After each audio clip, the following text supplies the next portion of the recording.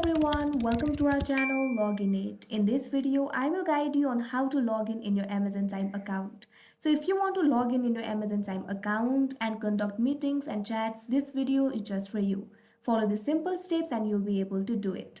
First of all, open any browser. Here I'm opening Google Chrome, or you can directly open the Amazon Chime app. Once you've opened Google Chrome or any browser, click on the search bar. Now type app.chime.aws, press enter. Now here you will be led to the official website of Amazon Chime. All you have to do is enter your email address, click on this box. Now enter your email address. Now after entering the email address, you'll have to click on sign in or sign up button over here. Now you will be redirected to this page. Over here you'll have to enter your email again or the phone number that you had used.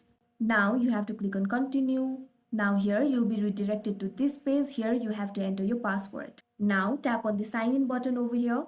Now you can see here you're logged into your account. So that is how you log into Amazon Chime. I hope you found this video helpful. Thank you for watching. Make sure to like, share and subscribe to our channel.